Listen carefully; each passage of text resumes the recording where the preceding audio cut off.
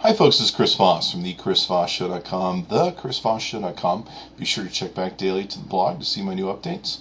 One of the things I want to talk to you about here today, over the last week I was in Los Angeles doing some visiting, going to some tweet-ups, and I ended up publishing my phone number on Twitter to try and get some LA people to help me with the information on the ground to go to these tweet-ups.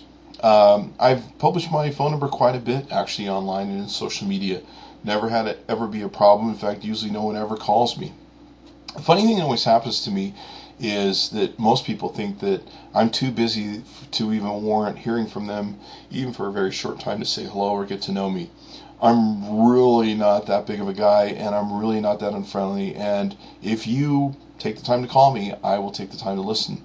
To me, that's about building relationships. It's about networking. It's about doing business. You can't do business and we can't build relationships and networks through buffers. I mean, there's no way any of my clients we can just sit and talk to each other through Twitter and somehow have a manageable business go on where we transact goods, services, and money. There comes to a point where you have to either get on the phone and have a one-on-one conversation with somebody, or by video, or by phone, or by person, I should say. So, there's only so many different ways you can go at it. Now, if you know anything about my past, I've owned a lot of companies. I've had a lot of employees. I'm used to sometimes talking to 100 people a day, if I have to, on the phone, interviewing people, dealing with their business. If you're a CEO, if you're a vice president, if you own any good size of company, most of your day, if you really think about it, is walking around, communicating, talking to people over the phone, talking to people in person. That's kind of what you are. I kind of think of myself as my own little PR blaster at all given times, where I'm constantly going around and doing my own promotions, doing my own PR of what I think the company should be doing, and communicating. And if you communicate effectively, hopefully you build a wonderful organization.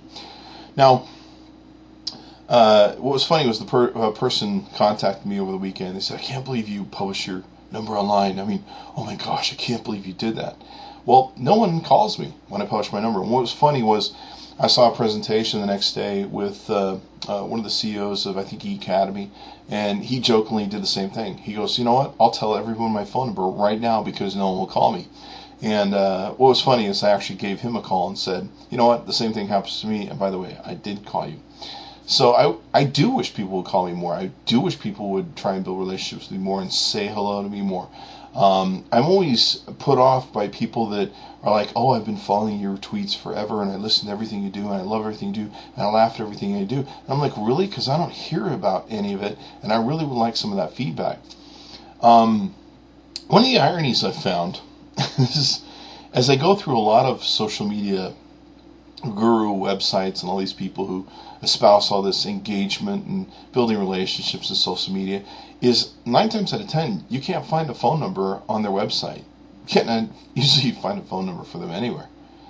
And they have a whole front of walls. They have contact forms. They have emails that you're supposed to use, specific to sending requests and replies. That's not social. That's not social media.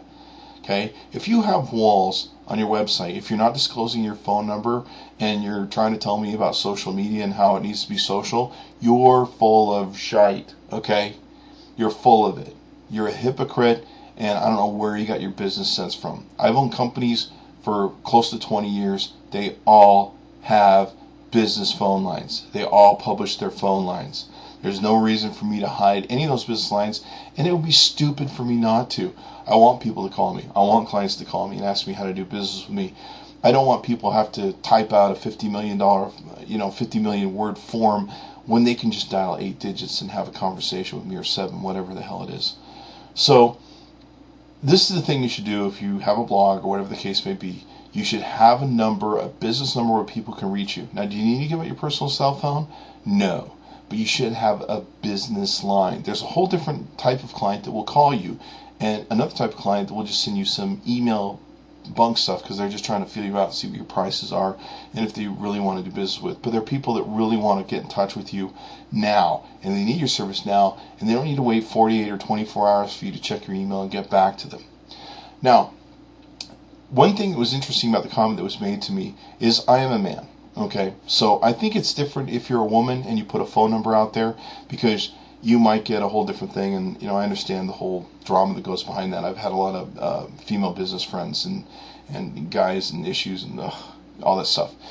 But I run everything through Google Voice. If somebody wants to get stupid with my phone number, it's probably not going to get to me.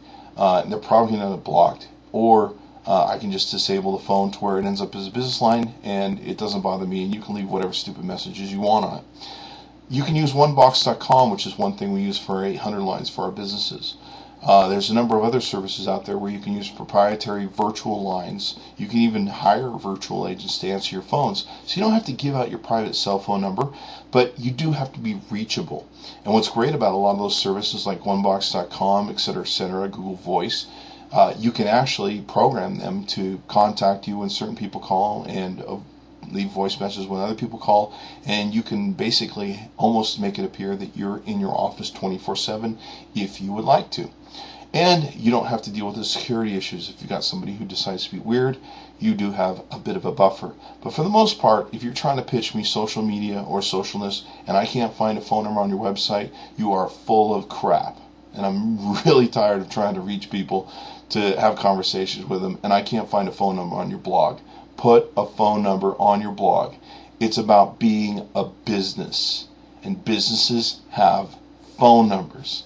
And I'm talking to you, Facebook, I'm talking to you, Twitter, and everybody else, on down to the small people. Get a freaking business line, get a customer service, quit doing such a horrible job at it. Okay? That's my opinion. That's what I think. I'm Chris Voss. And if you think otherwise, feel free to leave a comment. I'd love to know what your thoughts are below. Be sure to check in daily. Thank you very much. Bye-bye.